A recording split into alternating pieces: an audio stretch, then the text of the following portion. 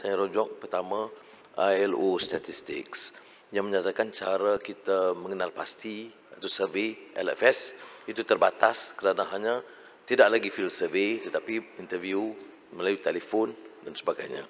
Jadi saya bimbang kerana angka ini selalunya lebih kurang daripada kenyataan yang sebenar. Umpamanya unjuran sebelum ini semuanya sekitar bawah 5%, bulan Mei 5.3%. Dan ini tak terbasuk umpamanya pekerja yang hilang pekerjaan, ya, ataupun yang diberi cuti tanpa gaji yang mencecah jumlah yang besar. Federation of Malaysian Manufacturers umpamanya survey 78.7 syarikat itu menunjukkan keadaan lebih teruk. MIER menjangkakan senario yang lebih parah mencecah lebih daripada 1.4 juta. Jadi ini saya kena minta penjelasan yang betul.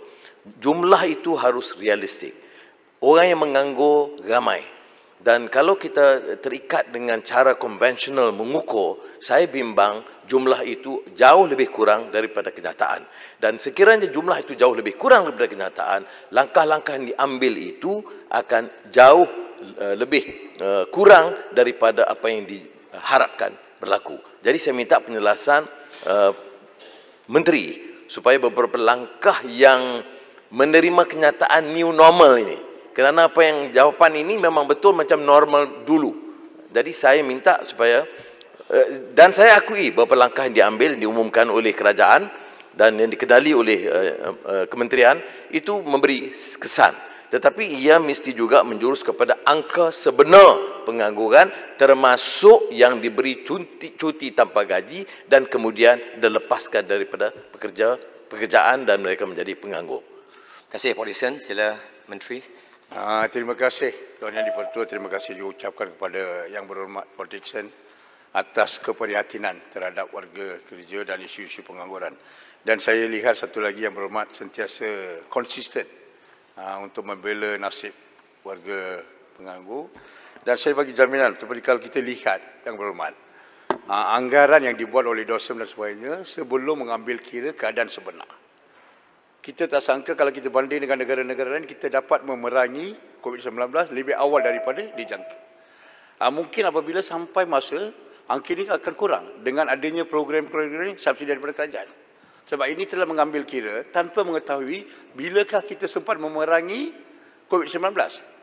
Tetapi hari ini kita lihat satu kepimpinan yang cukup berkesan, kita dapat mengatasi COVID-19 lebih awal daripada dijangka. Mungkin saya yakin dengan program-program yang telah diperkenalkan oleh kerajaan, kita mungkin boleh mengatasi masalah pengangguran di negara ini lebih berkesan daripada apa yang dijangka.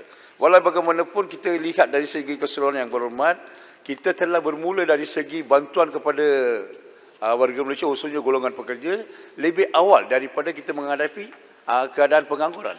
Di mana kita telah bermula dengan 200 juta bantuan kepada majikan untuk menjalankan latihan saringan COVID-19. Itu menjadi titik permulaan.